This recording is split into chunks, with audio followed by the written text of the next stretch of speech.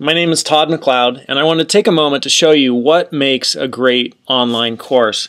And the best way I found to actually show people what makes a great online course is to just jump into the course and take a look at how I've built it. And when you see this, I want you to look at this as if you're a student, which of course you will be, coming to this course for the first time. And so when you come to this page, what stands out to you?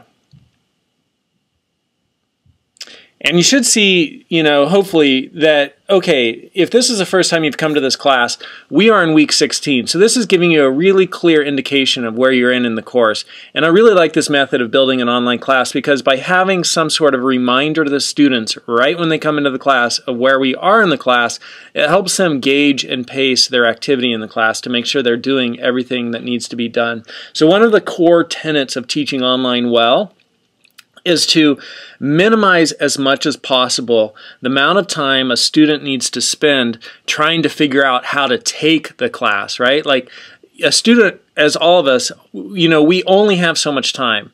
And as much as possible, if you could take a student's time and have them focus on the course material as opposed to how to actually take the course, then that's going to be in the best interest of the student.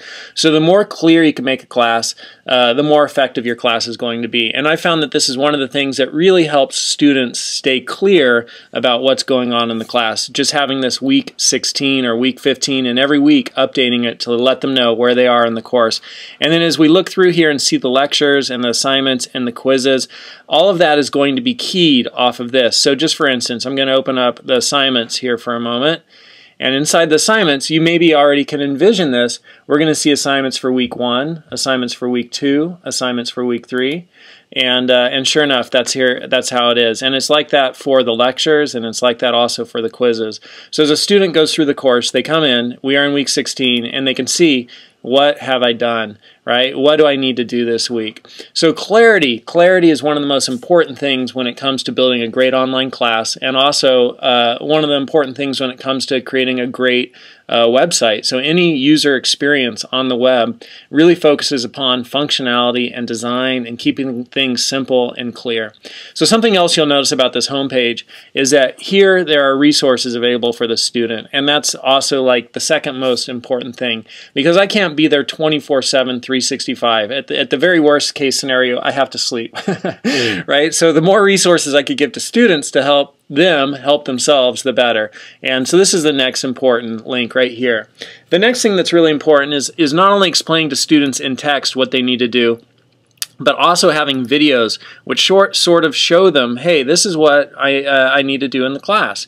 And so right here, this welcome video gives them a real intro tour of what they need to do to succeed in the class. And then the other thing is that here's the important information about the materials they will need in this course, including cost. Because I did a student survey, success survey. I did a student success survey where I studied the students and administered surveys and got back a whole bunch of data. And basically I was looking at how can we help students more effectively succeed? What are the barriers that get in the way between them and success? And how can we eliminate those barriers? And so I didn't know what those barriers were. I could speculate what they were, but there's no way for me to actually know what those barriers were unless I went out and surveyed the students. And so that's what I did. And one of the things that came back was that course material cost was super important, and that was actually a barrier to many of the students, to preventing them from taking a class. And so we've worked hard at Fresno City College to really reduce the cost of course materials in our core classes, in all of our classes, but particularly in our core classes. And so while $70 still actually seems like a lot to me, that's a lot better than where we were a couple of years ago. I don't even want to say how terribly expensive it was a couple of years ago. All right, so that's the first thing, is just, again, like, less is more, and being concise and conveying just the most important, essential information to the students that they are going to need to succeed. And so that's all laid out on the announcements page. And then having this thing right here built where each week, they know exactly where they are, and having everything else in the course keyed off of that, so that when they go in here, they could see, all right, what do I need to do this week? I found that is super essential, a best practice to building great online classes. Again, you'll be able to see that clarity in the syllabus. I'm not going to open up the syllabus and go through it. Well, heck, why not? I'll just do it briefly.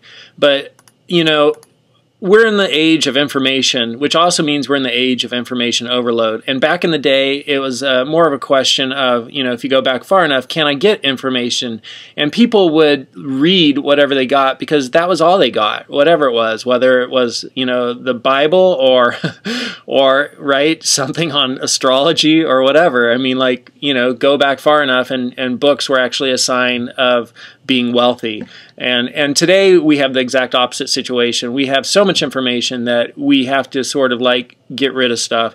And so in the syllabus, just to highlight things for students, I've actually highlighted what they need to do, you know, what's important. So if they're only going to skim it, I say at least read the highlighted part. So again, it's creating a very usable experience for students where I am isolating out for them, this is the most important stuff that you need to know. So the next thing that really makes a great online class is, you know, one is if you're going to provide lectures, which, yeah, absolutely, I think it's something you need to do, is provide great video lectures. And so what makes up like a great video lecture? If you put up an hour-long lecture, students are not going to watch all of it. You're probably, since this video started, you've probably looked at like how much time is left in this video, how long is this video, how much time do I want to give this guy, right? And so that's pretty much just a common experience that most people have these days in this day of information overload. And we've got so much going on. It's like, okay, you better get funny fast. Like somebody sends you a link to a funny video, right? And you start watching it. If like by 15 seconds, if the guy's not funny, I find myself wanting to close that video.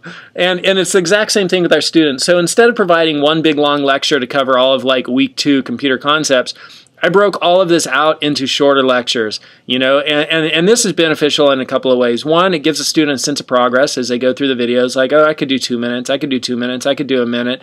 And then two, it allows the students to come back and easily review. And the third one is that for students who, you know, already have some skills, they could preview what each of these little modules is about. And so yes, this is very time intensive. It does take time, but sort of it's a skill. And once you get good at the skill of making videos, you could sit down and bam, bam, bam, bam, bam, you could just knock them out. And so this is something that we've really been recommending for our faculty, is just to really create modular videos of all of your content and then group them together, you know, by week, so that students have this resource available to go in and remediate, even if it's an in-person student, right, who's coming to your in-person class, to be able to come in and see that material again. But of course, if it's an online student, this is one of their main accesses to learning the material. And creating multiple pathways for success. Everybody learns differently. Like watching lectures, that's really enjoyable to me, but other people might prefer a book. And so making sure that you have different pathways to the same destination, and that way students, based upon their learning style, can say, oh, I really learn, I'm a very visual auditory learner. Great, that person's going to be accessing the videos. Or somebody else is maybe more of a kinesthetic learner. Maybe that person is going to be working on problems that have been assigned. Like that's going to really help them learn. Or they just learn better by reading, right? So reading would be visual, but not so much auditory. So yeah, just providing multiple pathways for students to learn the same material is really important. The next thing is the assignments. And again, just making something that has great ease of use and great clarity. And before I jump in and talk about the assignments, since I brought up this thing of ease of use and clarity again, I want you just to look at the structure of my navigation over on the left. And I just want to reinforce once more how important it is for a student to be able to come in and really quickly and easily be able to figure out how this course runs. You don't want a student to have to spend a lot of time learning the course process. You want the student to spend all of their time learning the course material. And so these buttons over here, this is like, you know, a refined, this is like 15 years of work right here. And it looks really simple, and it looks really straightforward, right? Oh, of course, announcement, syllabus, lectures, assignments, quizzes, extra credit, my grade, send email, and then there's this other thing in here, right, which is just a piece of software which helps students learn Microsoft Office. But, you know, this is really straightforward. And you think that's a no-brainer. Everybody should build their class like this. But the vast majority of classes that I look at for teachers who are teaching online and who haven't really had as much education or experience with it, it is confusing. It is convoluted. They have things over here like, you know, Campus Cafe, you know, instead of just calling it, in my online classes, we'd have one in here called Discussions. This is actually a course for for my in-person class, right? So let me just bring up the online one here for a second, and you can see that we also have discussions. All right, so there you see we've also had one more tab here added that's discussion. So having this clarity is super important. All right, so the next thing I want to point out to you are the assignments. And let me close that tab and close that tab. And look at everything here in these assignments. After each assignment, there's a little description, and watch this video to see how to do it. So creating ease of use, great user experience, making it really accessible for students. They could come in here and, you know, they're ready for programming week 2 and right-click that, you know, or just click it. Actually, I did open a new target, and here's their next week assignment. And for accessibility, take a look at that. Right, we also have captions put in there, and so that really helps. Of course, right? That's something we have to do these days. All right, so that's creating the assignments. The quizzes were the same way. You know. Again, just keyed by week. And now something that's really important here, and of course we already know this as educators, is that the more instantaneous the feedback to a student doing the work, the better. And the best case scenario would be we're sitting right next to the student, and as they're working, we're communicating with them.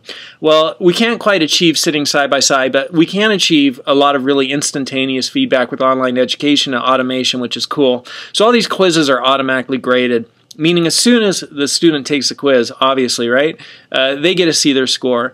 And I've set this up to really reward the students. I want to reward the students for effort. And so on these quizzes, they're all open book, and they could take them as many times as they want. And I really like that practice for a couple of reasons. One, the first reason is that if a student takes a quiz and they are only allowed to take it once, invariably there's going to be some sort of an error, right? Either Blackboard is going to have a server error because they're doing it at 3 a.m. when Blackboard also happens to be having an update, or they might have an error. More likely they'll have an error on their side because their connection faded out, or they're using an older browser, or who knows what's going on.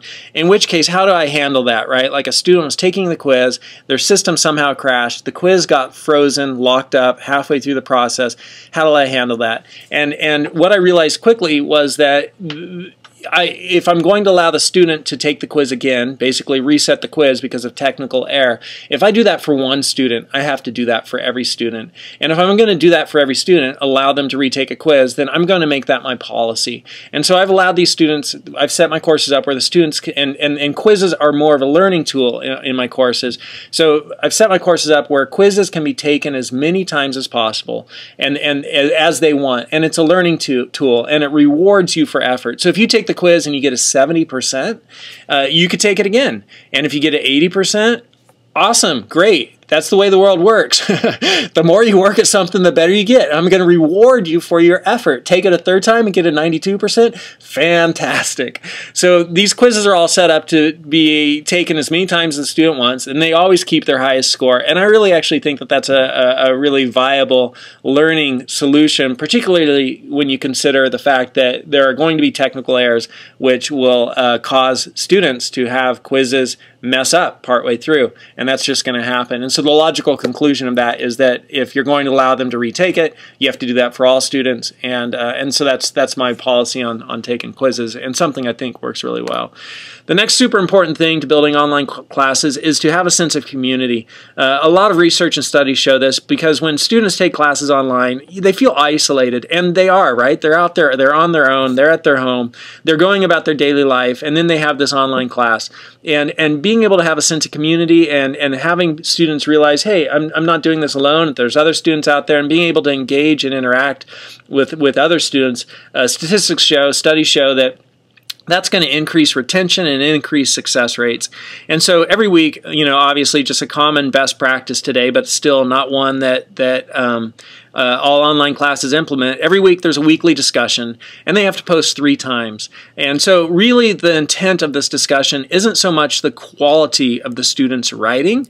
That's not what I'm looking for here. I'm not looking to see that, oh, they wrote a really astute response and it was super well written and that's an A+ response. If I'm going to evaluate a student's writing, I'm going to have them write a paper. And I do that. Every 3 weeks they have to write a paper. That's one of their assignments.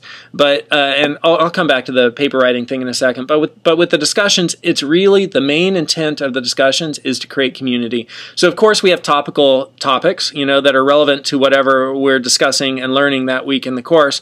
But you know, the most important thing in here is that they come in and that they're engaged and that they read the response of other students and that they respond to other students. And to that extent, I have the students, you know, they have to respond 3 times. They have to respond 3 times to get full credit on discussion.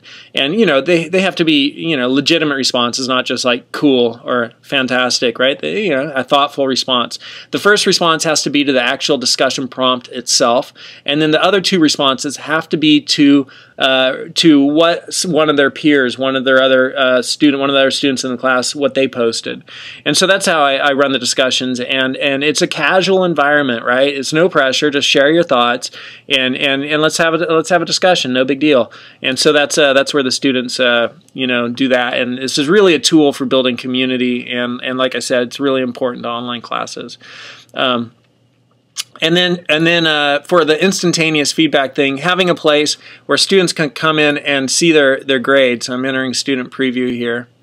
So here you can see that students are able to come in and look at their grade, and because I am, you know, not a student and I haven't done absolutely anything in this class, everything in here still needs to be done. But students can really quickly come in and see, okay, what have I done? What still needs to be done, right? And it'll list for them everything they've already done, everything that's been graded, or everything that's upcoming that hasn't been graded, everything that's waiting to be graded, or the entire list of the course of everything they need to accomplish in the class. And so that's something that's really important for, you know, helping students see where they are in the class, just having, again, that great user design and usability and having clarity so students could really quickly come in and see where they stand and what they need to do. And if they want to improve their grade, it really empowers them to see, oh, I'm at a 78. I just need to knock out a couple of more things and I could get to a B. All right, so one of the last things I want to point out is under assignments, and I talked about the paper, and so I'm going to share a few thoughts on the paper that I have them write every 3 weeks. And then one of the other things I want to share is just having things be really practical and applicable to their lives. And again, this is so surprising to me that you know, a lot of courseware, a lot of courses, obviously it's hard to sort of make. I want you to talk about the French Revolution and how that applies to today's economic crisis. Well, that might actually be practical and applicable. That would be a really interesting essay assignment if you were teaching history, right? But in here with computers, right, like we just have such a great advantage teaching computer science because everything is about computers today, and so everything can be practical and applicable. But even though that's the way things are, so many classes don't build practical, applicable assignments into the courses. And so I really try to build practical, applicable assignments to my courses. And so for one of the assignments, right, when we're learning about spreadsheets, I have the students learn how to calculate their grade. And that's just kind of like a no-brainer, but it's also something a lot of students haven't done before. And so here they learn how to use a spreadsheet, and they do it with Google Documents, right, to go in there and figure out how to calculate a grade in the class and calculate a grade in any class, regardless of whether or not that professor is using the points method or the weighted percentage method, right? This shows them how to actually do that. Or another one is, you know, for learning how to use word processing software.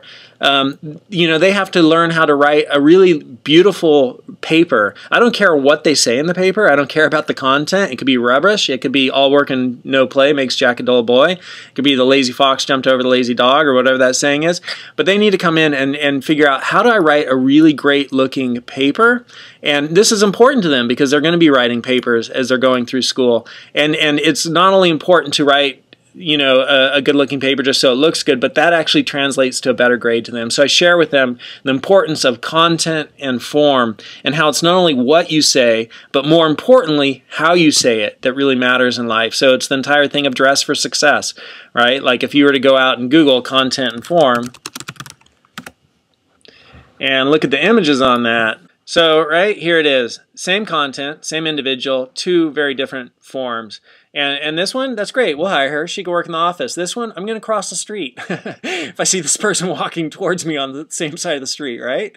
So the form is actually more important than the content, and all kinds of studies support that. And so I show the students, this is how you take your content, whatever you wrote for your paper, and give it amazing form. And when you give it amazing form, you're going to get a better grade. You just are. That's just the way human nature works, because when they study it, form is more important than content. That doesn't mean content doesn't matter. Of course it does. So keeping assignments practical and applicable is something that's not only important to grade online classes, but any class at all.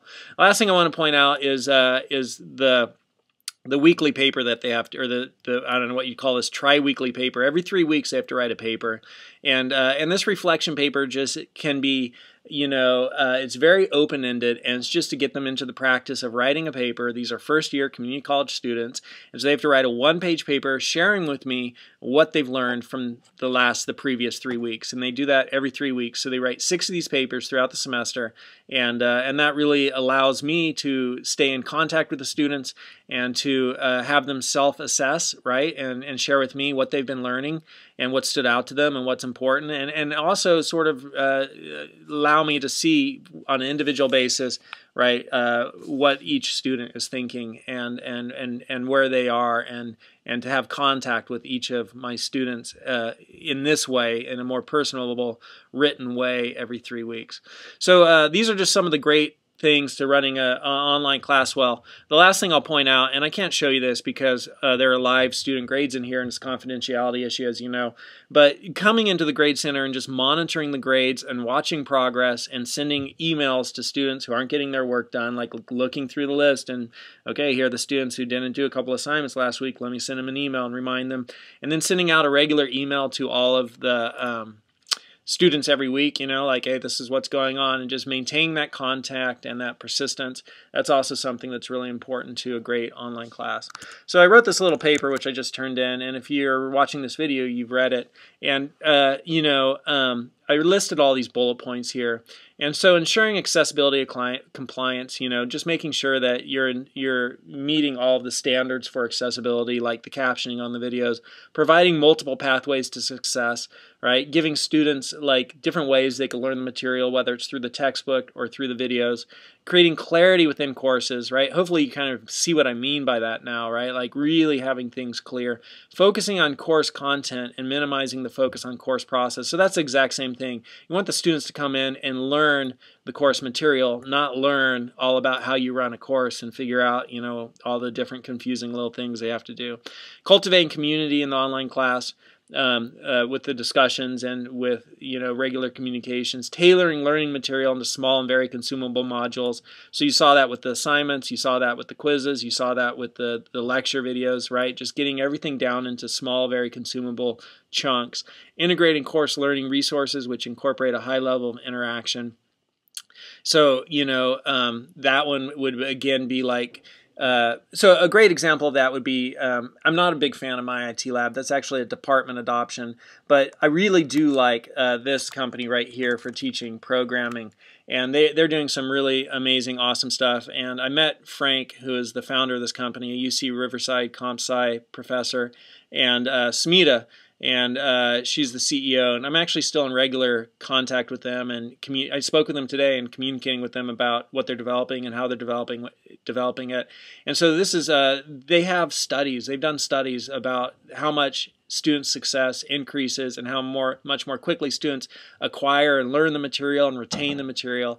And so this is interactive learning, which I think are great resources, and that's something that's super important to build into the online classes. So integrating course learning resources which incorporate a high level of interaction and engagement. Decreasing the cost of course materials, educating students about resources they can access for support. So again, just right here on the home page, right, like if a student needs help, we have a tutor available, and making that really clear to them, like, you need help, come see Michelle, she's going to help you, she's awesome, she used to be one of my former students, she knows what's going on, right? So having resources and letting students know about those resources, so not only Michelle, but